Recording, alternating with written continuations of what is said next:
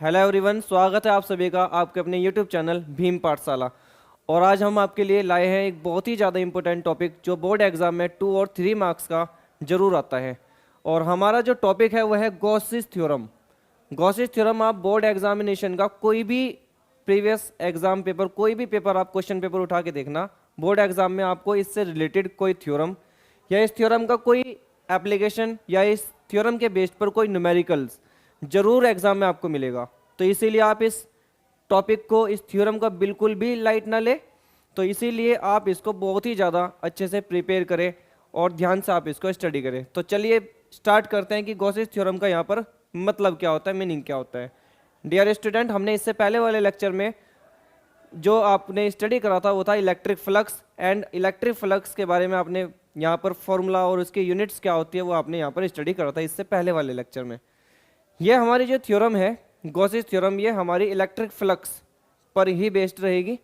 यहाँ गॉसिस थ्योरम ये हमें ये कहती है कि जो हमारे पास इलेक्ट्रिक चार्ज होता है, जिसको आप पॉजिटिव या फिर नेगेटिव पॉइंट चार्ज कंसिडर करते थे, हमारा जो प्लस यानी पॉजिटिव पॉइंट चार्ज होता है ना, वो पॉइंट चार्ज इस थ्योरम के अकॉर्डिंग, ये जो थ्योरम है, ये जो गॉसिस थ्योरम है ना, ये गॉसिस थ्योरम यही कहती है कि जो हमारा पॉइंट चार्ज या प्लस पॉइंट चार्ज होता है ना, उसको ना आपको एनक्लोज करना है। एनक्लोज का मतलब आपको ना बाउंड करना है, क्लोज करना है किसी भी एक सरफेस के थ्रू।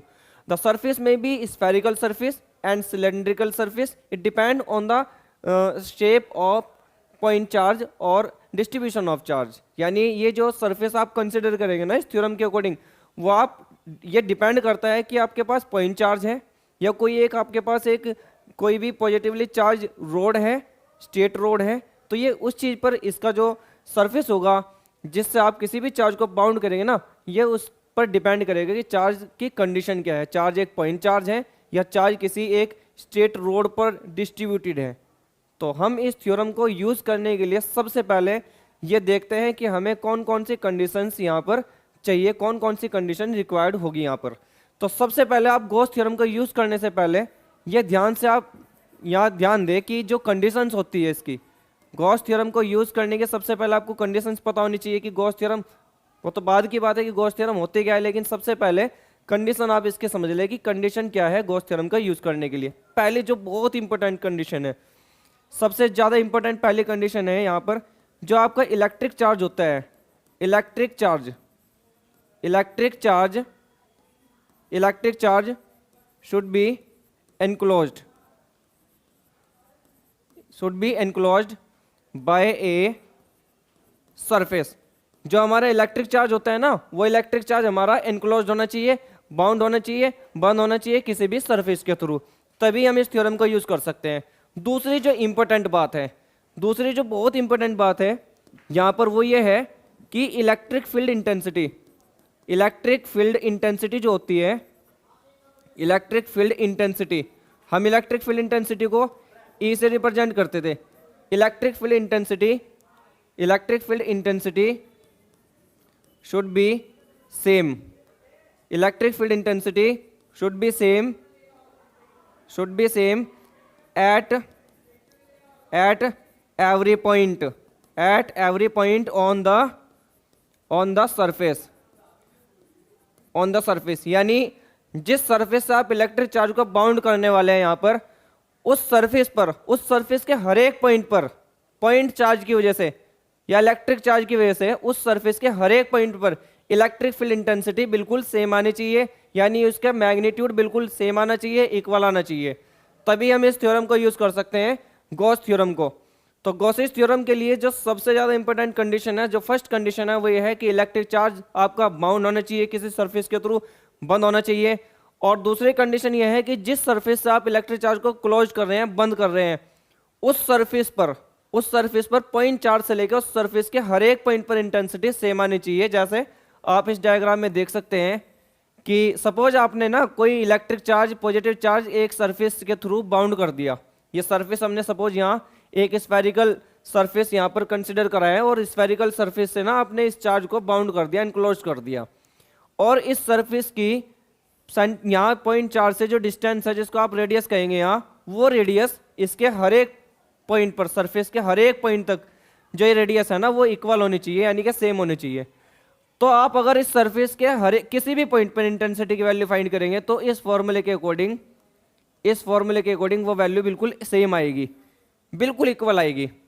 तो इसका मतलब यह है कि जो हमारा इलेक्ट्रिक चार्ज है ना, वो इस सरफेस के हर एक पॉइंट से सेम डिस्टेंस पे है, और सेम डिस्टेंस का होने का मतलब है कि इलेक्ट्रिक फील्ड इंटेंसिटी इस सरफेस के हर एक पॉइंट पर सेम आएगी। सही है। तो यही यहाँ गॉस थ्योरम की पहली ये कंडीशन है। यहाँ पर हमने लिखा भी है सेकंड पॉइंट में कि इलेक्ट्रिक फील्ड इंटेंसिटी सरफेस के हर एक पॉइंट पर सेम होनी चाहिए। पहली कंडीशन ये है कि electric charge should be enclosed, electric charge बंद होना चाहिए, जो हमने यहाँ पर एक स्फेरिकल सरफेस के थ्रू बंद कर दिया। अगर पॉइंट चार्ज है, आप ध्यान दें, अगर पॉइंट चार्ज है, अगर आपके पास पॉइंट चार्ज है तो जो आप गॉसियन सरफेस लेंगे, इसको आप गॉसियन सरफेस कहेंगे। जिस सरफेस के थ्रू आप चार्ज को एनक्लोज या बंद करोगे ना, उसको गॉसियन सरफेस कहेंगे, और इसको हम यहाँ स्फेरिकल गॉसियन सरफेस कहेंगे अगर आपके पास यहाँ पर जो चार्ज है वो पॉइंट चार्ज है। ओके, तो चलिए अब हम सबसे पहले इसका स्टेटमेंट देखते हैं और उसके बाद देन हम पढ़ेंगे आप इसका प्रूफ। आप इसको प्रूफ कैसे करेंगे।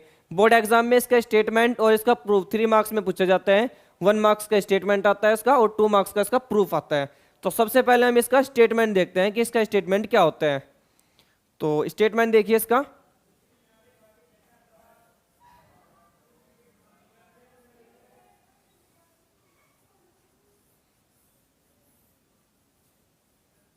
चलिए स्टेटमेंट ये कहता है गॉस थ्योरम का कि जो आपका इलेक्ट्रिक फ्लक्स होता है, यानी जो आपका टोटल इलेक्ट्रिक फ्लक्स होता है, सपोज हमने कोई इलेक्ट्रिक चार्ज कंसिडर करा, ये हमारे पास कोई पॉजिटिव पॉइंट चार्ज है, ये हमारा कोई पॉजिटिव पॉइंट चार्ज है यहाँ पर, और ये पॉजिटिव पॉइंट चार्ज आपका किसी पॉइंट पर सिचुएटेड है, ओ पॉइंट पर सिचुएटेड है मान लो, और आपने ना इस चार्ज को बाउंड कर दिया। सपोज हमने इस चार्ज को किसी भी सरफेस के थ्रू बाउंड कर दिया, और जब आप इसको बाउंड करोगे तो यहाँ इस पॉइंट चार्ज से लेकर के इस सरफेस के हर एक पॉइंट तक की डिस्टेंस इक्वल होनी चाहिए, यानी कि ये भी आर होनी चाहिए, ये भी आर होनी चाहिए, ये भी, सारे डिस्टेंसेज एक जैसी होनी चाहिए। ये सिमेट्री कहती है गॉस थ्योरम का यूज करने के लिए। सिमेट्री का मतलब इसके सरफेस के हर एक पॉइंट पर इंटेंसिटी एक जैसी आएगी, इसको सिमेट्री कहते हैं। लेकिन गॉस थ्योरम का स्टेटमेंट यहाँ पे ये कहता है कि जो इस पॉजिटिव चार्ज की वजह से यहाँ से जो फ्लक्स निकलेगा, जो फ्लक्स यानी फील्ड लाइंस जो प्रोड्यूस होगी, प्लस पॉइंट चार्ज का काम होता है अपने अंदर से इलेक्ट्रिक फील्ड लाइन प्रोड्यूस करना, अपने अंदर से इलेक्ट्रिक फील्ड लाइन लीव करना, यहाँ से निकलना। तो इलेक्ट्रिक फील्ड लाइन जब यहाँ से निकलेगी तो इस सरफेस से ऐसे पास होगी, ऐसे इलेक्ट्रिक फील्ड लाइन्स पास होगी यूँ। इन इलेक्ट्रिक फील्ड लाइन्स को हम क्या बोलते थे स्टूडेंट्स? इन इलेक्ट्रिक फील्ड लाइन्स को हम बोलते थे फ्लक्स, यानी इलेक्ट्रिक फ्लक्स। तो गॉस थ्योरम ये कहती है कि जो ये आपका इलेक्ट्रिक फ्लक्स होता है, टोटल इलेक्ट्रिक फ्लक्स, जिसको हम यहाँ फाई से रिप्रेजेंट करेंगे, इस थ्योरम के अकॉर्डिंग ये कहा जाता है कि जो इलेक्ट्रिक फ्लक्स होता है वो होता है 1/ε0 टाइम्स द नेट का मतलब टोटल एनक्लोज चार्ज। तो नेट एनक्लोज चार्ज कर दिया हमने, समेशन का मतलब नेट है, टोटल है। समेशन लगाने का मतलब यहाँ पर ये चार्ज ना ऐसे भी हो सकते हैं कि यहाँ कुछ पॉजिटिव कुछ नेगेटिव एनक्लोज हो, तो आप उनका टोटल एल्जेब्रिक सम लेंगे, उससे आपको मिल जाएगा एक सिंगल पॉइंट चार्ज, वो आप यहाँ मल्टीप्लाई में लिखेंगे। तो इस थ्योरम के स्टेटमेंट के अकॉर्डिंग ये कहा जाता है कि भाई जो हमारा टोटल फ्लक्स होता है, इसको बोलते हैं नेट फ्लक्स, इसको बोलते हैं नेट फ्लक्स। तो नेट फ्लक्स, और ये होता है हमारा एनक्लोज्ड चार्ज, यानी कि ये चार्ज आपने जो एनक्लोज करा है ना, ये वो चार्ज है एनक्लोज्ड चार्ज। तो गॉस थ्योरम के अकॉर्डिंग या गॉस थ्योरम के स्टेटमेंट के अकॉर्डिंग जो हमारा टोटल फ्लक्स होता है, जो नेट इलेक्ट्रिक फ्लक्स होता है, वो इक्वल टू होता है 1/ε0 times the net enclosed charge. तो स्टेटमेंट में यही कहा जाता है कि it states that the net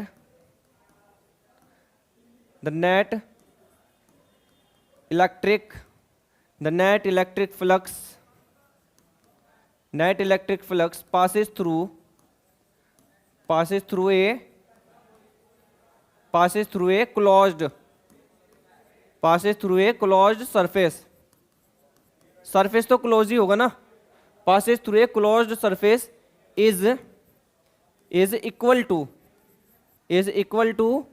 1/ε0 times the total या नेट एनक्लोज्ड चार्ज। तो हमने यहाँ इसका जो स्टेटमेंट लिखा है वो ये लिखा है कि जो हमारा टोटल फ्लक्स होता है, जो टोटल फ्लक्स किसी भी क्लोज्ड सरफेस से पास हो रहा है, उस टोटल फ्लक्स की वैल्यू 1/ε0 टाइम्स होती है नेट चार्ज के। तो नेट चार्ज की मल्टीप्लाई आप 1/ε0 में कर देंगे, तो इसको हम बोलते हैं इसका स्टेटमेंट। तो एग्जाम में, बोर्ड एग्जाम में आप अगर इसका स्टेटमेंट लिखते हैं तो इसका स्टेटमेंट आप बहुत अच्छी तरह ध्यान से लिखेंगे कि जो टोटल फ्लक्स होता है किसी भी टोटल फ्लक्स का मतलब total number of field lines, या टोटल फ्लक्स जो होता है ना वो इक्वल टू होता है 1/ε0 times the net enclosed charge by a surface. किसी भी सरफेस के थ्रू जो टोटल चार्ज को बाउंड करा गया है ना उसकी मल्टीप्लाई है 1/ε0 में। यही हमारा गॉस थ्योरम का स्टेटमेंट होता है। अब मैं इस स्टेटमेंट को, गॉस थ्योरम का जो हमारा ये स्टेटमेंट है, अब मैं इस स्टेटमेंट को यहाँ पर प्रूव करूँगा बहुत सिंपल तरीके से, बहुत इजी वे में मैं इसको प्रूव करने वाला हूँ। तो आप ध्यान से आप इसके प्रूफ को ध्यान से आप देखें।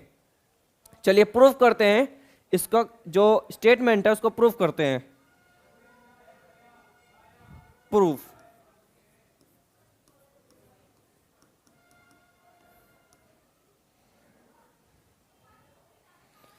So dear student, to prove this theorem, we will consider a point charge plus q point charge.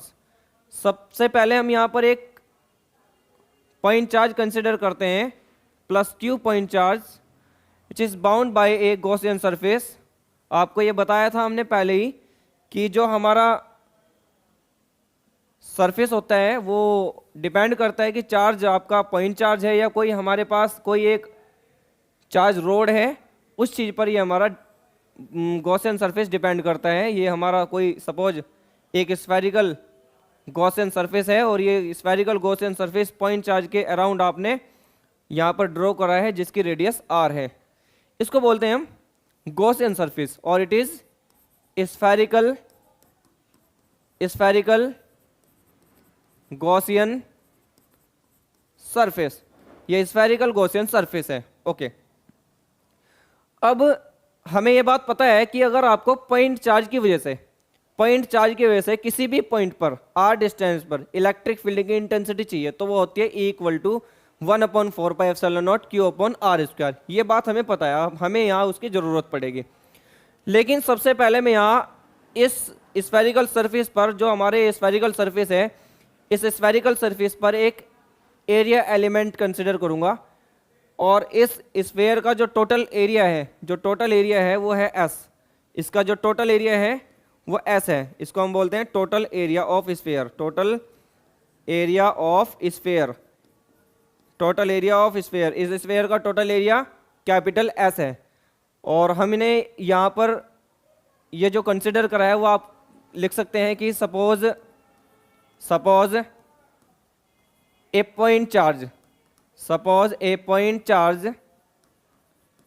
Plus q is bound तो करना ही पड़ेगा, गॉस थ्योरम यूज करनी है तो बाउंड तो करना ही पड़ेगा, यानी एनक्लोज तो करना ही पड़ेगा। Suppose a point charge plus q is bound by A Gaussian spherical surface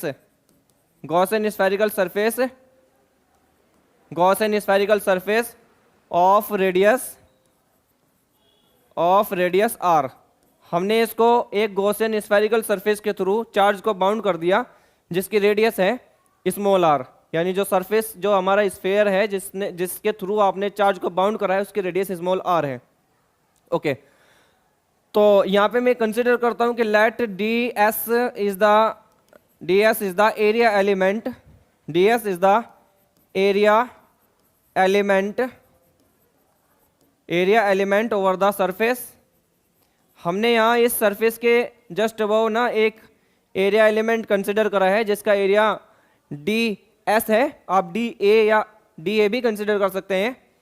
तो ये वो हमारा एरिया एलिमेंट है, आप देख सकते हैं।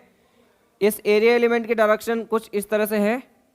ds हमने यहाँ पे क्योंकि कंसिडर करा है तो आप इसको ds लिखेंगे। ds, ये ds हमारा यहाँ पर एक एरिया एलिमेंट है। ds ये ds वेक्टर आप लिख सकते हैं। और इलेक्ट्रिक फील्ड लाइन या इलेक्ट्रिक फ्लक्स जो हमारा है वो बिल्कुल इस सरफेस के, जो हमारी फील्ड लाइंस होती है ना, वो इस सरफेस के बिल्कुल परपेंडिकुलर होती है। ये बात आपने इलेक्ट्रिक फील्ड लाइंस की प्रॉपर्टी में स्टडी करी थी कि किसी भी पॉइंट चार्ज से जो फ्लक्स निकलता है, जो फील्ड लाइंस निकलती है, वो इस सरफेस के ठीक क्या होती है, परपेंडिकुलर होती है। ये प्रॉपर्टी होती है फील्ड लाइंस की। तो यहाँ से पॉइंट चार्ज से जो फील्ड लाइन निकलेगी तो वो इस एरिया एलिमेंट के ठीक नॉर्मली पास होगी, यानी कि बिल्कुल परपेंडिकुलर पास होगी, इस तरह से पास होगी। तो हमारा जो फील्ड लाइन है या जो इलेक्ट्रिक फील्ड है उसकी डायरेक्शन और एरिया वेक्टर की डायरेक्शन सेम रहेगी। तो इसका मतलब इनके बीच के एंगल यहाँ पर 0 डिग्री रहेगा। आप इस तरह से इसको कंसिडर करो कि फील्ड लाइन ऐसे पास हो रही है, फील्ड लाइन ऐसे पास हो रही है, बिल्कुल नॉर्मली यानी परपेंडिकुलर पास हो रही है फील्ड लाइंस। और एरिया एलिमेंट ना जस्ट इसके बिल्कुल सामने है, एंगल पे नहीं है, बिल्कुल इसके सामने है। तो एरिया एलिमेंट भी उधर ही है और इलेक्ट्रिक फील्ड लाइंस भी बिल्कुल उसी के अलोंग पास हो रही है, यानी इलेक्ट्रिक फील्ड इंटेंसिटी ई भी उसी डायरेक्शन के अलोंग है। तो थीटा इक्वल टू 0 रहेगा यहाँ पर। ओके, तो मैं यहाँ सबसे पहले लिख रहा हूँ कि इस एलिमेंट से कितना फ्लक्स पास होगा। तो electric flux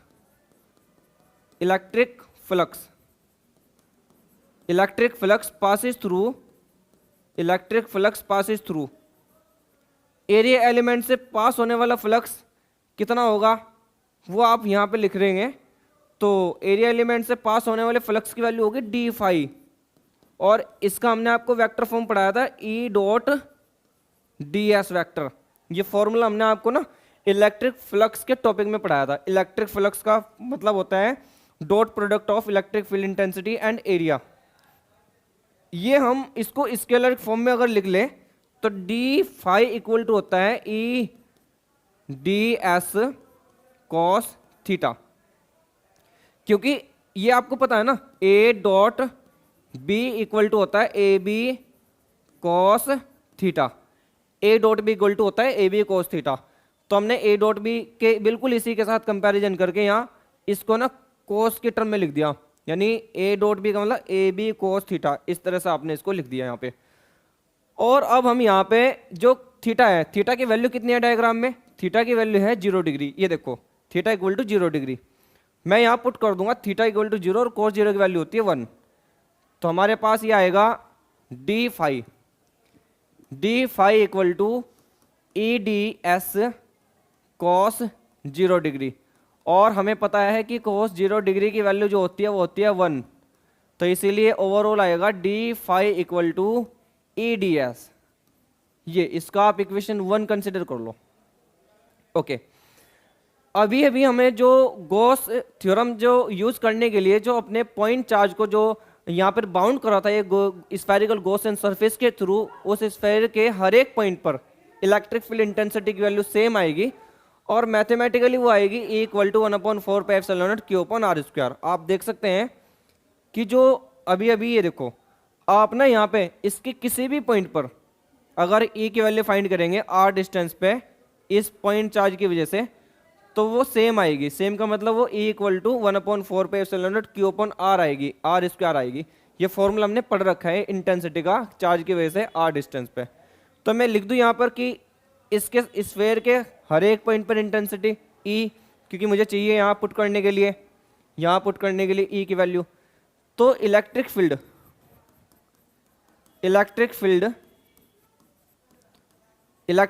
intensity at every point on sphere, उस स्फेयर के हर एक पॉइंट पर इंटेंसिटी का फॉर्मूला होता है E equal to 1/4 pi epsilon naught Q upon R square. ये इसको आप पुट कर दीजिए 1 में, पुट इन इक्वेशन 1। जब आप इसको 1 में पुट करेंगे तो डी फाई इक्वल टू आएगा 1/4 pi epsilon naught Q upon R square, और इनटू में ये D S as it is. अब क्योंकि डी फाई का मतलब होता है केवल और केवल उस स्फेयर के एक एलिमेंट से पास होने वाले फ्लक्स की वैल्यू, हमें चाहिए एंटायर सरफेस से पास होने वाले फ्लक्स की वैल्यू, यानी उस स्फेयर के पूरे सरफेस से जो टोटल फ्लक्स पास हो रहा है उसकी वैल्यू कितनी है। उसके लिए आप कर देंगे दोनों साइड का इंटीग्रेशन, तो आ जाएगा टोटल फ्लक्स। तो total flux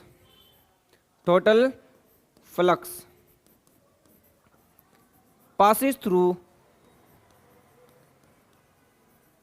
through surface of sphere, यानी जो हमारे पास वो स्फेयर है, गॉसियन सरफेस जो आपने कंसिडर करा है, उस स्फेरिकल गॉसियन सरफेस से टोटल इलेक्ट्रिक फ्लक्स यानी टोटल इलेक्ट्रिक फील्ड लाइंस कितनी होगी, उसके लिए हम दोनों साइड का कर देंगे इंटीग्रेशन। तो डी फाई का मतलब हो जाएगा फाई। तो यहाँ पर दोनों तरफ का करेंगे इंटीग्रेशन।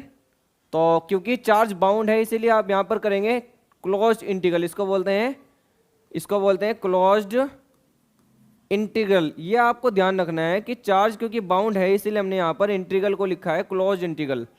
ओके, और डी फाई बन जाएगा यहाँ पर आपका टोटल फ्लक्स फाई। और इस साइड का भी आप इंटीग्रेशन करेंगे, क्लोज्ड इंटीग्रल करेंगे, और आएगा 1/4 पाई एप्सिलॉन नॉट और Q upon R square into में डी फाई। ओके, अब हम यहाँ पे डी, ये जो हमारा फाई है या इंटीग्रल डी फाई का मतलब फाई हो गया, इंटीग्रल। याद रखिए जनरली कि अगर यहाँ पे ये इंटीग्रल डी एक्स होता तो ये एक्स बन जाता, और अगर ये डी वाई होता तो वाई बन जाता। ये डी फाई है तो इसका इंटीग्रेशन फाई बन गया। ओके, यहाँ से मैं Q अपॉन ये पूरा बाहर निकाल लेता हूँ, Q upon 4 pi epsilon naught R square, और इंटीग्रल कर देता हूँ मैं यहाँ पे, ये यहाँ पे ये जो हमारा है ये डी एस है, डी एस का इंटीग्रल देखो, ये डी एस है ना, यहाँ डी एस क्या है, यहाँ डी एस है हमारा एक जो हमारे पास स्फेरिकल गॉसियन सरफेस है उस पर एक हल्का सा कट, जिसको हम बोलते हैं एलिमेंट्री पार्ट है उसका, एक स्मॉल पार्ट है उसका, और वो डी एस है। ओके, ये आ गया phi equal to Q upon 4 pi epsilon naught R square, और मल्टीप्लाई में ये बन गया हमारा पूरा एस। अभी बताया तो था कि डी फाई का इंटीग्रल फाई बन गया, तो डी एस का इंटीग्रल एस बनेगा ना। और यहाँ इसका मतलब है वो आप याद रखेंगे formula, surface area of sphere का सरफेस एरिया आप याद रखें वो होता है 4 पाई आर स्क्वायर। ये 10th में मैथमेटिक्स में पढ़ा जाता है, 9th में भी है ये।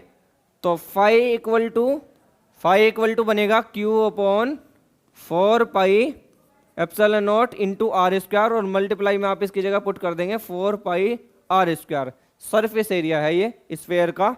4 पाई से 4 पाई कैंसिल हो जाता है, आर स्क्वायर से आर स्क्वायर कैंसिल हो जाता है, तो हमारे पास जो बचता है वो बचता है phi equal to Q upon epsilon naught. तो डियर स्टूडेंट, यही हमारी गॉस थ्योरम होती है, और ये हमने इजीली बहुत तरीके से प्रूफ कर दी है। ये हमने यहाँ पर 3 मार्क्स अपने इकट्ठे कर लिए हैं, जिनमें आपका फर्स्ट मार्क्स का आता है स्टेटमेंट एंड 2 मार्क्स का आता है हमारा ये प्रूफ। तो ओवरऑल ये 3 मार्क्स का क्वेश्चन बनता है।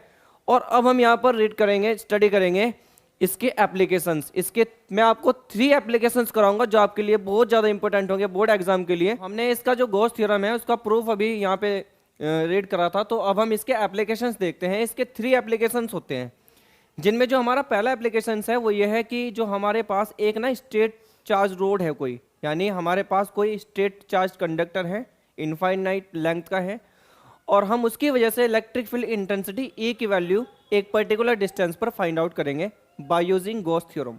गॉस पेपर में क्वेश्चन आएगा, लिखा हुआ आता है ये कि derive the formula for electric field intensity by using Gauss's theorem. आपको लिख के बता देगा कि गॉस थ्योरम यूज करके आपको इलेक्ट्रिक फील्ड इंटेंसिटी के लिए डेरिवेशन डिराइव करना है। चलो, सेकंड जो एप्लीकेशन है वो ये कहता है कि जो आपको ना एक इनफाइनाइट कोई प्लेन चार्ज शीट मिलेगी और जिसका एरिया S रहेगा, आप उस शीट की वजह से इंटेंसिटी E फाइंड करेंगे। जो थर्ड एप्लीकेशन है वो ये है कि हमारे पास कोई एक स्फेरिकल शेल मिलती है जो होलो होती है, होलो स्फेरिकल शेल है, आपको उसकी वजह से इलेक्ट्रिक फील्ड इंटेंसिटी फाइंड करनी है आउटसाइड द सेल, सेल से बाहर, on the surface and inside the shell. 3 जगह यानी 3 केसेस में हम इंटेंसिटी फाइंड करेंगे शेल की वजह से। कोई स्फेरिकल चार्ज सेल है और उसकी वजह से इंटेंसिटी हम यहाँ 3 पॉइंट्स पर फाइंड करेंगे, एक बार सेल के बाहर, एक बार सेल के सरफेस पर, एक बार सेल के अंदर, 3 जगह इंटेंसिटी फाइंड करेंगे। तो ये 3 एप्लीकेशंस होते हैं जो बहुत इंपॉर्टेंट है। तो अब हम यहाँ वन बाय वन स्टडी करेंगे एप्लीकेशंस, ये जो गॉस थ्योरम के एप्लीकेशंस है वो। सबसे पहले हम फर्स्ट एप्लीकेशंस यहाँ पर समझते हैं कि फर्स्ट एप्लीकेशंस क्या होता है। यहाँ पर फर्स्ट एप्लीकेशन देखिए, एप्लीकेशन नंबर 1,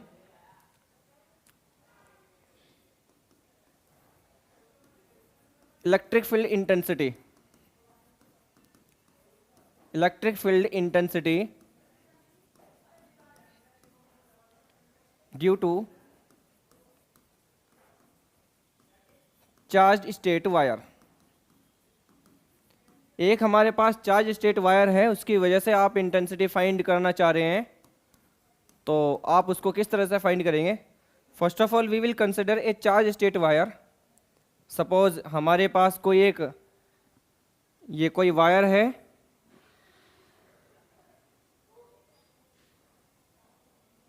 और इस वायर को हमने यहाँ पर पॉजिटिवली चार्ज कर दिया है।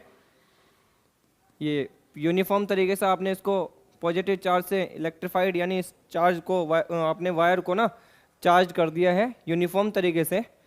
और यहाँ पर हमें इस चार्ज की वजह से, ये जो चार्ज वायर है, इस चार्ज वायर की वजह से आपको ना आर डिस्टेंस पर एक पर्टिकुलर पॉइंट पी पर इंटेंसिटी की वैल्यू फाइंड करनी है, गॉस थ्योरम यूज करनी है। उसके हेल्प से आपको गॉस थ्योरम की हेल्प से ही इंटेंसिटी फाइंड करनी है इस चार्ज स्टेट वायर की वजह से। गॉस थ्योरम यूज तभी कर सकते हैं जब आप इस चार्ज वायर को बाउंड करें, यानी एनक्लोज करें, क्योंकि चार्ज बाउंड होना चाहिए। तो अब यहाँ गॉसियन सरफेस कैसा ले, हमारा जो वायर होता है वो सिलेंड्रिकल होता है, तो इसीलिए यहाँ हम जब इसको बाउंड करेंगे, आप यहाँ जो स्फेरिकल जो आप गॉसियन सरफेस लेंगे वो सिलेंड्रिकल लेंगे। क्यों लेंगे? क्योंकि हमारे पास ये स्टेट चार्ज वायर है, और स्टेट चार्ज वायर सिलेंड्रिकल ही होता है। तो सिलेंड्रिकल वायर के लिए आप जो सरफेस लेंगे, जो गॉसियन सरफेस लेंगे, जो आप बाउंड करोगे इसको, एक सिलेंड्रिकल गॉसियन सरफेस से ही आप इसको बाउंड करेंगे, क्योंकि वायर हमारा ये सिलेंड्रिकल चार्ज वायर है, यानी स्टेट चार्ज वायर है। तो suppose we draw a cylindrical Gaussian surface around this wire of radius R. तो ये हमारा एक सिलेंड्रिकल गॉसियन सरफेस है जो हमने इस वायर के अराउंड ड्रॉ करा है, जिसकी रेडियस है आर। ओके, यहां जो चार्ज डेंसिटी है, इस वायर की जो चार्ज डेंसिटी है यहां पर, वो है लैम्डा। हमने यहां पे कंसिडर करा है कि हमारे पास, consider a thin straight charged wire having linear charge density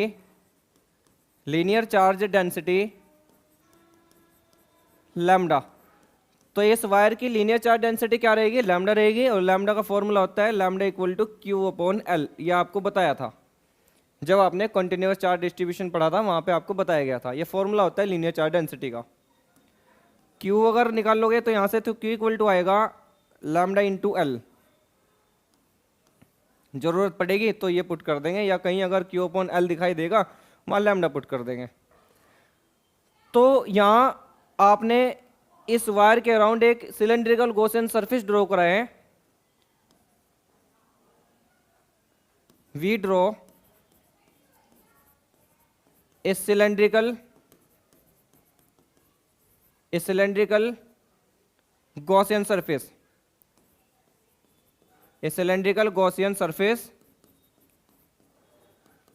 a cylindrical Gaussian surface around wire of radius r।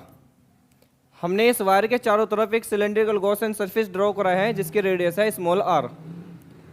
और अब हम यहाँ इस सरफेस पर कहीं भी किसी भी पॉइंट पर आप एक एलिमेंट कंसिडर करते हैं, एरिया एलिमेंट। ये हमने यहाँ पर एक एरिया एलिमेंट कट कर दिया, ये जैसे पहले करा था जब गॉस थ्योरम प्रूव करी थी, बिल्कुल उसी तरह आप कहीं भी ले सकते हैं। देखो, इस वायर से किसी भी पॉइंट पर आप जाओ, यहाँ इस पॉइंट पर जाओ, चाहे इस पॉइंट पर जाओ, यहाँ इस सरफेस के यहाँ कहीं भी किसी भी पॉइंट पर अगर आप जाओगे, इलेक्ट्रिक फील्ड की इंटेंसिटी सेम आएगी, क्योंकि गॉस थ्योरम यही कहती है।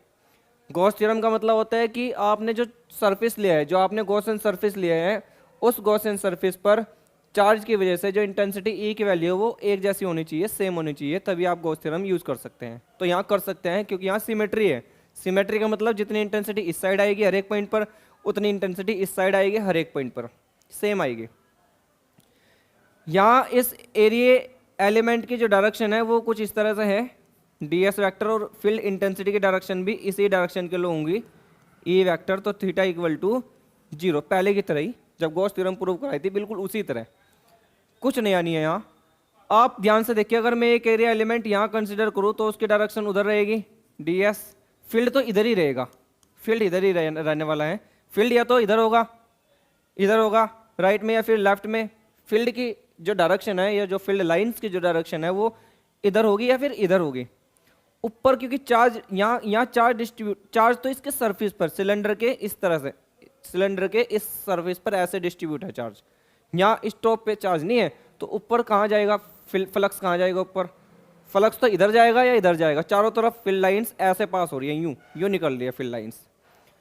तो यहाँ इधर डी एस वैक्टर उधर है, फील्ड इधर ही है, या इधर रहेगा फील्ड। ऐसे ही इसके आप यहाँ बॉटम में अगर चेक करोगे, यहाँ फील्ड इधर रहेगा और एरिया वेक्टर इधर ही रहेगा। इनके बीच का एंगल कितना हो गया, 90 डिग्री। ओके, तो अब हम यहाँ इस एलिमेंट से पास होने वाले फ्लक्स की वैल्यू निकालते हैं, तो वो कितनी आती है वो देखो। Electric flux, electric flux, electric flux passes through area element. Area element से पास होने वाला फ्लक्स कितना होगा, वो होगा डी फाई इक्वल टू, पहले की तरह same, E dot D S. बिल्कुल कुछ भी नया नहीं है, जैसे गॉस थ्योरम प्रूव कराई थी ना, सेम वैसे ही चल रहा हूं मैं लेकर इसको। तो थीटा की वैल्यू कितनी रहेगी, थीटा की वैल्यू पहले की तरह सेम 0 रहेगी। डी फाई इक्वल टू, इसको आप स्केलर की टर्म में लिखोगे तो E D S cos 0 degree, यानी डी फाई इक्वल टू आएगा आपका E D S. E D S आ गया। अब आपको यहां पे यूज करनी है गॉस थ्योरम और बताना है ई की वैल्यू, यानी आपको ई के लिए डेरिवेशन करना है। यहां पर गॉस थ्योरम यूज करनी है, गॉस थ्योरम अभी यूज नहीं हुई। ओके, सबसे पहले मैं यहाँ टोटल फ्लक्स निकाल लूँ, यानी पूरा जो सिलेंडर है, यानी जो हमारा पूरा चार्ज स्टेट वायर है ना, उसको ना सिलेंडर ने बाउंड कर रखा है, तो उसके चारों तरफ से फ्लक्स पास होगा, तो चारों हर एक पॉइंट से पास होगा फ्लक्स। तो उस फ्लक्स की वैल्यू कितनी होगी, उसके लिए आप कर देंगे दोनों तरफ का integration. Total flux, total flux, total flux passes through cylinder या सिलेंड्रिकल गॉसियन सरफेस, आप लिख सकते हैं पासिस थ्रू सिलेंड्रिकल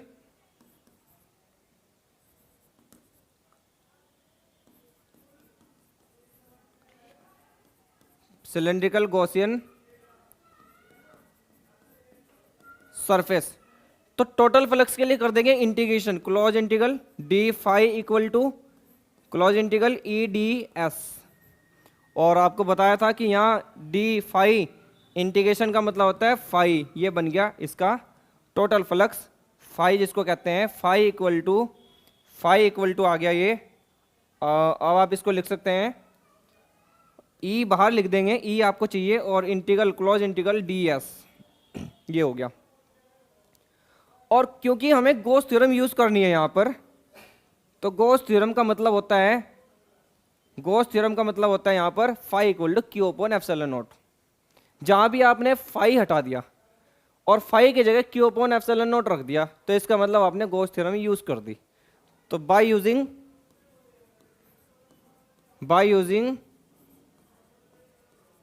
गॉसिस लॉ या गॉस थ्योरम, आपने गॉसिस लॉ जैसे यूज कर दिया, तो इसका मतलब आपने फाई की जगह Q upon epsilon not put कर दें यहाँ पे, और क्लोज इंटीग्रल डी एस।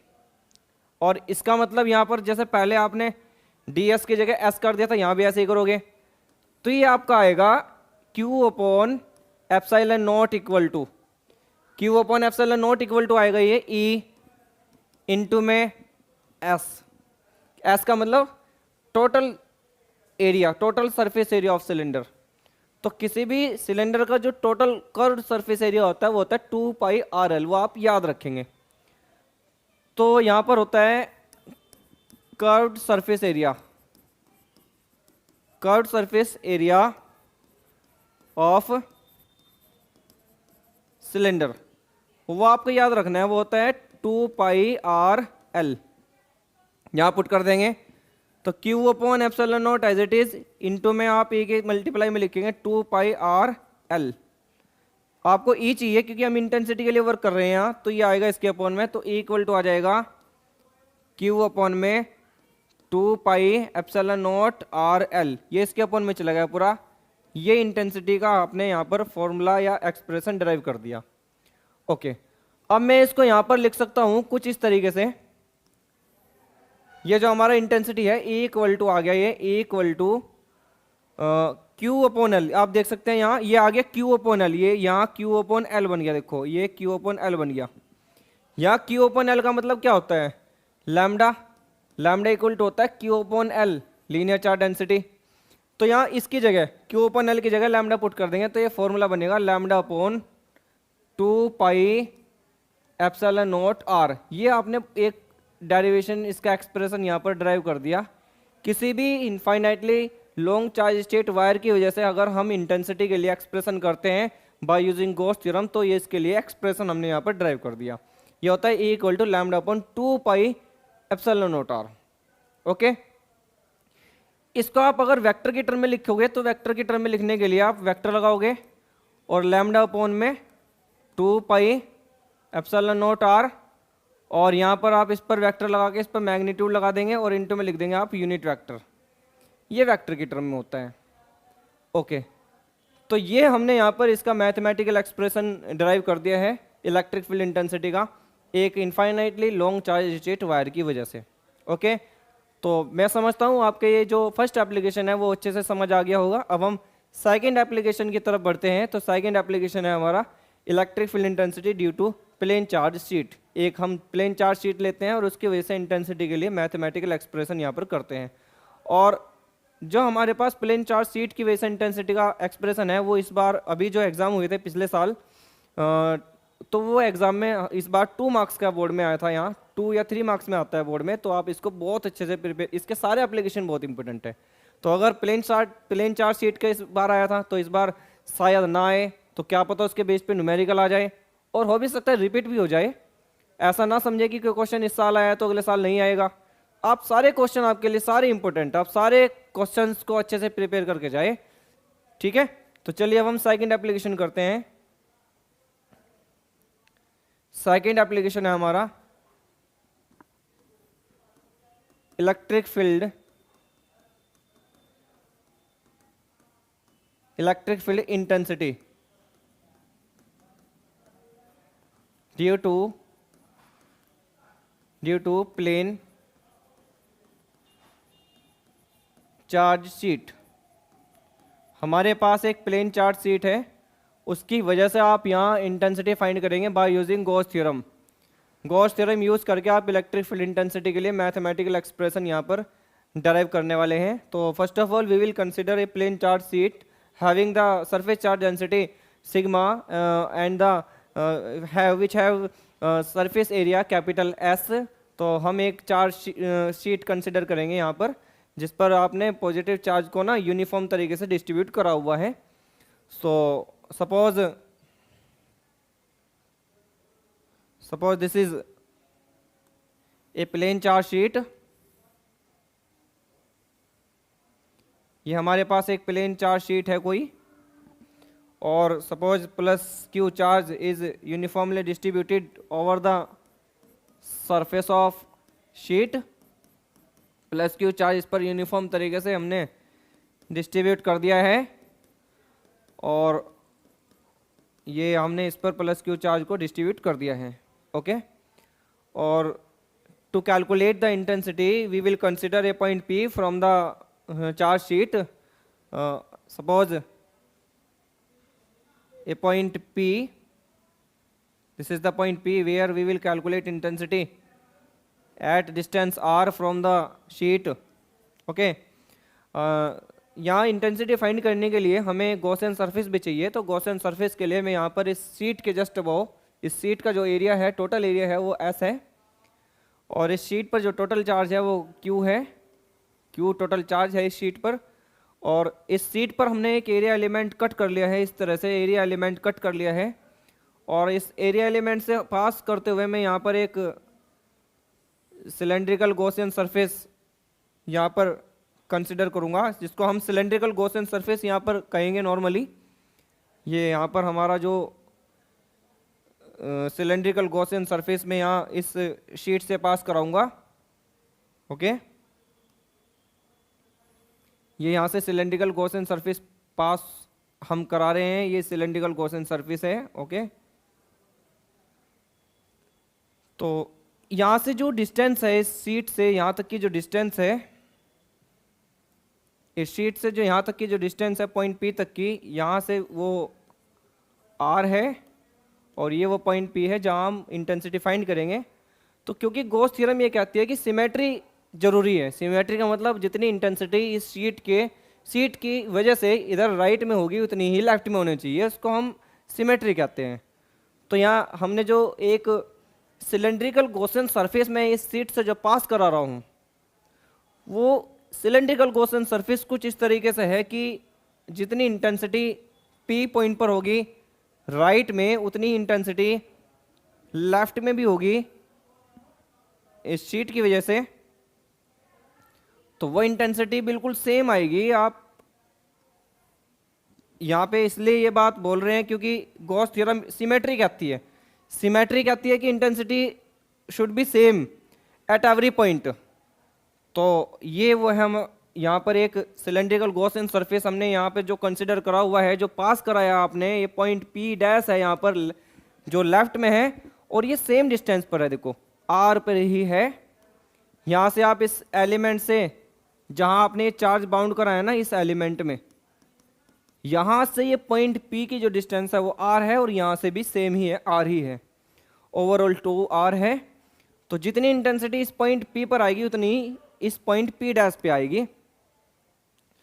तो यहाँ से इस एरिया एलिमेंट की डायरेक्शन, ये एरिया एलिमेंट ds है, और यहाँ से फील्ड इधर ही होगा, जिसकी डायरेक्शन होगी इसी एरिया एलिमेंट के लोंग, और थीटा इक्वल टू यहाँ पर 0 होगा। सेम इसी तरीके से यहाँ पे भी होगा, एरिया एलिमेंट E वेक्टर और थीटा इक्वल टू 0 डिग्री।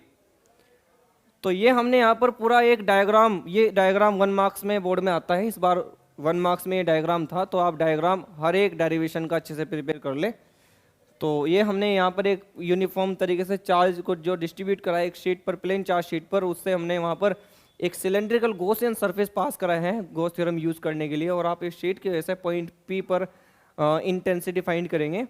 तो इंटेंसिटी का जो डेरिवेशन आएगा वो क्या आता है, वो हम यहाँ देखते हैं कि किस तरह से आप इसको फाइंड करते हैं। तो चलिए, तो हमने यहाँ पर कंसिडर करा है एक charge sheet, consider a plane charge sheet.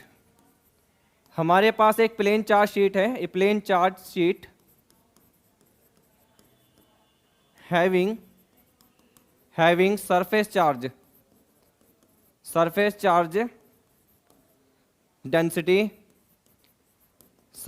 Density sigma है इसकी, और सिग्मा का फॉर्मूला होता है Q अपॉन एरिया, यानी Q upon S।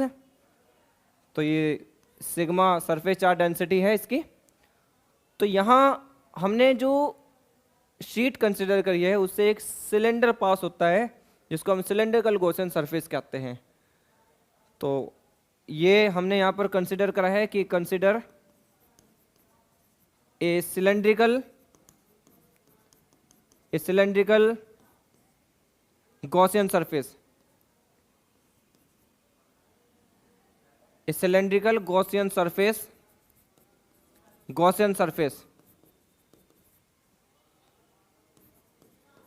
passes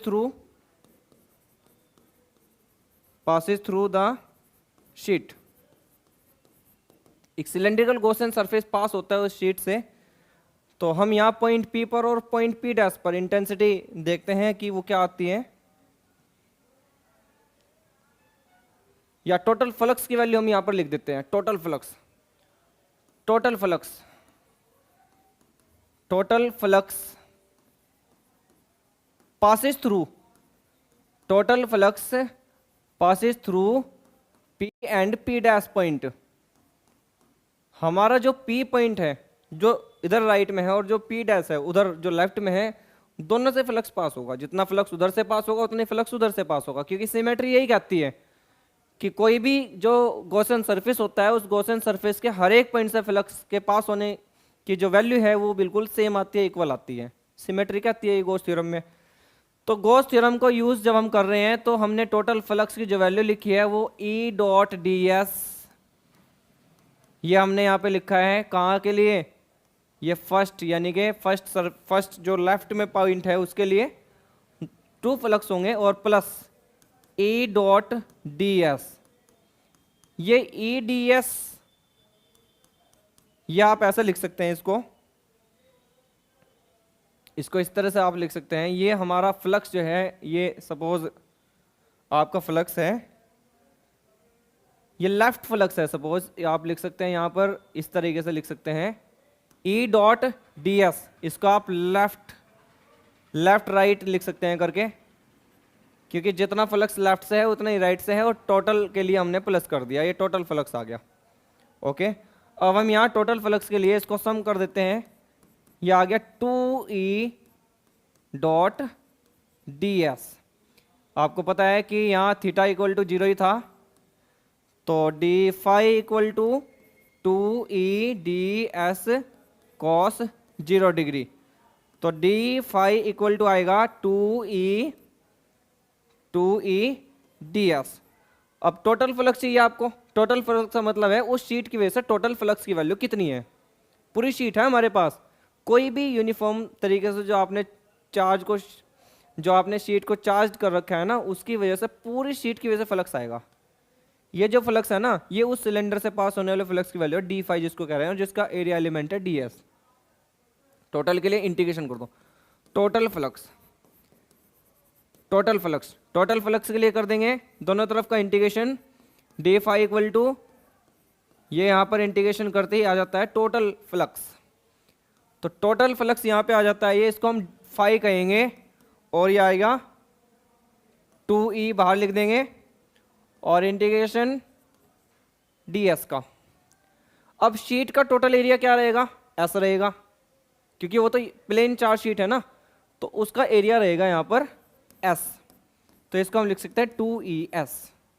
Gauss theorem तो यूज नहीं हुई अभी। गॉस थ्योरम यूज कब होती है, जब आप फाई को हटा देते हैं और फाई की जगह लिख देते हैं क्यू अपॉन एप्सिलॉन नॉट।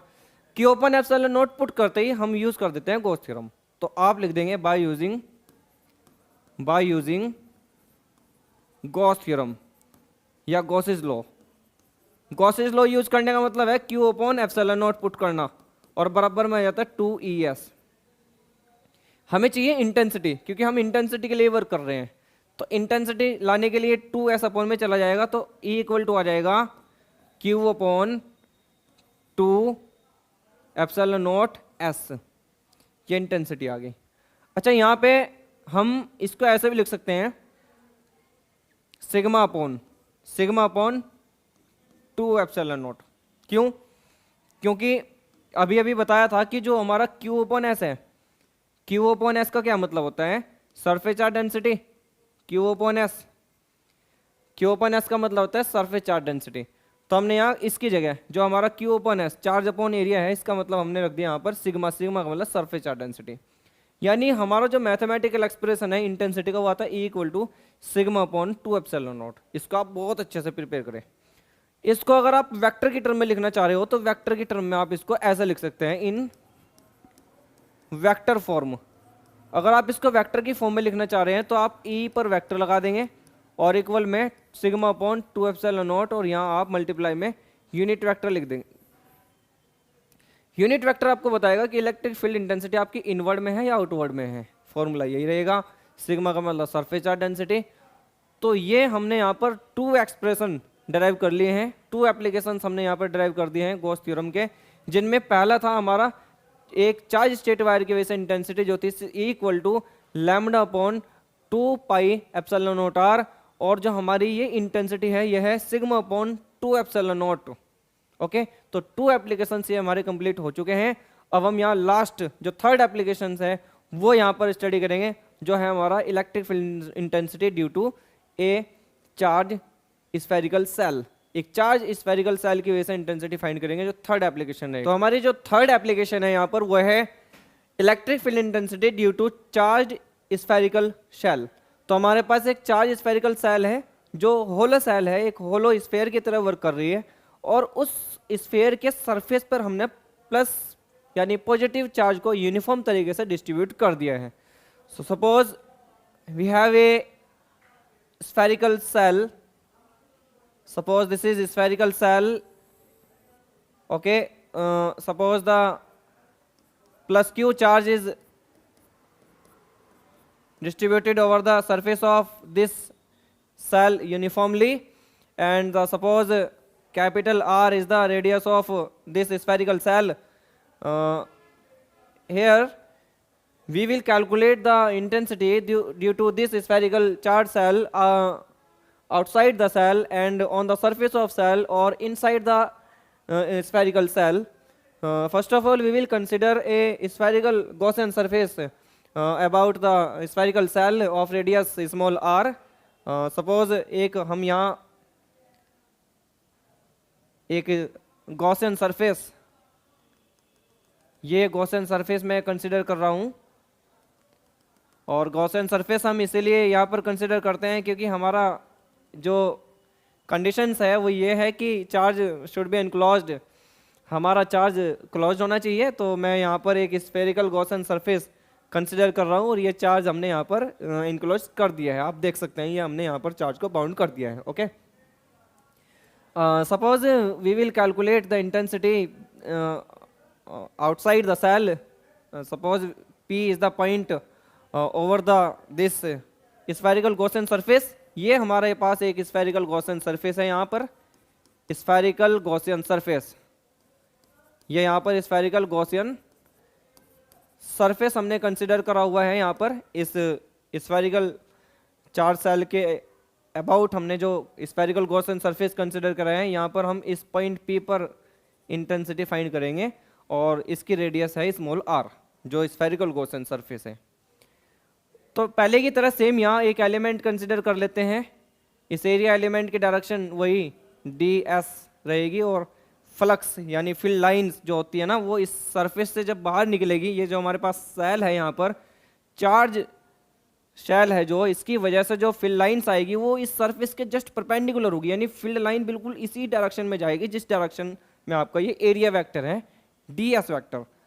तो फील्ड इंटेंसिटी आपकी बिल्कुल इसी डायरेक्शन के लिए होंगी और थीटा इक्वल टू यहाँ पर रहेगा 0।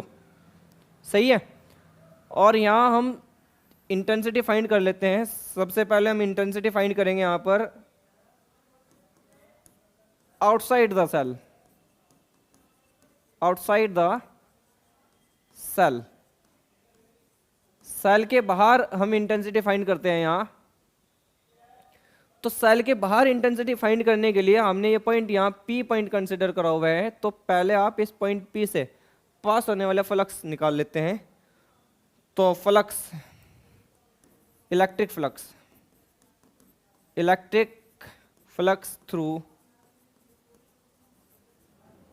ds, एरिया एलिमेंट से पास होने वाला फ्लक्स क्या आएगा, पहले d phi equal to ADS cos 0 degree, या d phi equal to ADS cos 0 की वैल्यू 1, cos 0 इक्वल टू 1 होता है। ओके, तो टोटल फ्लक्स यानी जो हमने ये स्फेरिकल गॉसियन सरफेस जिससे आपने इस सेल को बाउंड करा हुआ है, उस स्फेरिकल गॉसियन सरफेस से टोटल फ्लक्स यानी टोटल फील्ड लाइंस के लिए हम कर देंगे दोनों साइड का integration. Total flux, total flux के लिए कर देंगे integration, close integral d phi का फाई बन गया और इधर भी इंटीग्रेशन कर दिया ये आपने इस तरह। तो ये फाई इक्वल टू इनटू में, इसका मतलब क्या होता है, इसका मतलब ds का एरिया क्या आएगा, ऐसा आएगा। और ये यहाँ पर जो आपने गॉसियन सरफेस लिया है वो कैसा है, स्फेरिकल। तो सरफेस एरिया क्या रहेगा स्फीयर का, 4πr²। 4π रेडियस स्मॉल आर लिया है क्योंकि यहाँ से यहाँ तक की रेडियस आर है। तो इस वाले गॉसियन सरफेस के स्फीयर का जो रेडियस रहेगा वो आर रहेगा, तो इसलिए 4πr² लिखा है। गॉस थ्योरम तो यूज नहीं हुई अभी तक, गॉस थ्योरम के एप्लीकेशन चल रहे हैं। तो गॉस थ्योरम यूज तब होती है जब फाई हट जाता है, तो फाई हटा देंगे यहाँ से, और फाई हटाते ही ये हमारा जो आएगा ये आएगा बाय यूजिंग गॉसिस थ्योरम या गॉसिस लॉ। क्या कहती है गॉस थ्योरम, फाई की जगह Q/ε0 और इंटू में E as it is 4πr²। E चाहिए ना आपको, तो E इक्वल टू क्या आएगा, ये इसके अपॉन में आ जाएगा, तो आएगा 1/4πε0 Q/r²। तो ये इंटेंसिटी हमने उस सेल के बाहर फाइंड आउट कर ली। तो ये हमारी पहली इंटेंसिटी थी जो उस सेल के बाहर थी। सरफेस पे अगर इंटेंसिटी फाइंड करोगे आप, सरफेस पे अगर इंटेंसिटी फाइंड करेंगे तो उसको हम इस तरह से फाइंड कर लेंगे, on surface of sphere, on surface, उस स्फीयर के सरफेस पे इंटेंसिटी, सपोज ये वो हमारा एक सरफेस था प्लस Q चार्ज जिस पे हमने यूनिफॉर्म तरीके से ये हमारे पास एक सेल थी और जिसकी रेडियस थी हमारी कैपिटल R। आप इस पॉइंट पे अगर इंटेंसिटी फाइंड करेंगे तो सिमेट्रिकली वही तरीका है। क्या तरीका है, आप एक एलिमेंट कंसिडर करेंगे, यहाँ एक एलिमेंट कंसिडर करेंगे, वो इधर होगा ds वेक्टर, इधर ही आपका फील्ड रहेगा, थीटा इक्वल टू 0 रहेगा। तो सिमेट्रिकली आप इसको यहाँ पर अगर फाइंड करेंगे तो बिल्कुल वैसे ही करना है, बस यहाँ स्मॉल r की जगह क्या लिखना है आपको, कैपिटल R। तो सिमेट्रिकली आप इसको लिख देंगे इक्वल टू 1/4πε0 Q/, बस यहाँ पे क्या आएगा, कैपिटल R आ जाएगा। कैपिटल R होने का मतलब क्या है कि ये इंटेंसिटी कहाँ पे है, सरफेस पे है। आप सरफेस पे किसी भी पॉइंट पे इंटेंसिटी निकाल लोगे तो ये आएगी, और बाहर निकाल लोगे तो R रेडियस पे ही आएगी। ओके, अगर हमें इंटेंसिटी इसके अंदर निकालनी हो, intensity inside the shell, shell के अंदर, इनसाइड द सेल, सेल के अंदर अगर इंटेंसिटी निकालनी हो तो आप ध्यान रखें हमेशा जो हमारे पास ये सेल है, जो हमारे पास ये सेल है, सेल के सरफेस पे चार्ज डिस्ट्रीब्यूट है, ना कि उसके अंदर। अगर आप ये यहाँ ध्यान से देखें कि ये हमारे पास वो सेल थी, प्लस Q चार्ज आपने इस पे सरफेस पे डिस्ट्रीब्यूट करा है। ओके, और मैं गॉसियन सरफेस अगर इसके अंदर ले भी लेता हूँ किसी भी, ये आप अगर गॉसियन सरफेस ले लेते हैं, इसकी रेडियस पूरे की कैपिटल R थी और इसकी रेडियस में R' या कुछ भी कंसिडर कर लेता हूँ, लेकिन इसके अंदर तो कोई चार्ज ही नहीं है, चार्ज की वैल्यू तो 0 है। जो आपने गॉसियन सरफेस अंदर लिया है वहाँ तो कोई चार्ज बाउंड ही नहीं है। जब चार्ज ही नहीं है तो इसका मतलब फ्लक्स ही नहीं है, और अगर फ्लक्स नहीं है तो इंटेंसिटी का तो कोई मतलब ही नहीं बैठता। तो अगर मैं यहाँ अगर मैं इंटेंसिटी के लिए डेरिवेशन करता हूँ तो डी फाई इक्वल टू क्या आता है, E डॉट या ADS cos थीटा फॉर्मूला होता है ये। तो क्योंकि यहाँ हमारे पास Q इक्वल टू क्या है, Q की वैल्यू 0 है, चार्ज यहाँ क्या है 0 है, एनक्लोज चार्ज 0 है। तो इसका मतलब अगर मैं यहाँ इंटेंसिटी फाइंड भी कर लूँ 1/4πε0 Q/r² के अकॉर्डिंग इंटेंसिटी अगर फाइंड करूँ अंदर, तो चार्ज की वैल्यू तो यहाँ 0 है, तो इसलिए इंटेंसिटी क्या आएगी 0। तो ध्यान रखें कि अगर आपको किसी भी सेल के अंदर, क्योंकि ये होलो स्फेरिकल सेल है और चार्ज उसके स्फीयर पे डिस्ट्रीब्यूट है ना कि उसके अंदर, और अगर अंदर में गॉसियन सरफेस कंसिडर कर भी लूँ तो चार्ज तो बाउंड है ही नहीं, और अगर चार्ज ही नहीं है तो वहाँ फ्लक्स नहीं है, और अगर फ्लक्स भी नहीं है तो वहाँ पे इंटेंसिटी क्या होगी 0 होगी। तो ये हमने यहाँ पर इसके 3 एप्लीकेशंस यहाँ पर बहुत अच्छे से प्रिपेयर करे हैं। आप इनको बहुत अच्छे से रीड करके जाए, बहुत अच्छे से प्रिपेयर करके जाए एग्जाम में। तो आई होप ये जो हमारा जो गॉस का जो थ्योरम है और जो इसके एप्लीकेशंस है बहुत अच्छे से आपके समझ आए होंगे। और ध्यान दें आप इन सभी टॉपिक्स पर, और जो भी स्टूडेंट्स या जो भी स्टूडेंट जो बहुत अच्छे से प्रिपेयर में लगे हुए हैं, जो हमारे साथ नए जुड़े हुए हैं, वो हमारे चैनल को ज़्यादा से ज़्यादा सब्सक्राइब करें, शेयर करें, लाइक करें एंड कमेंट करें। Thank you.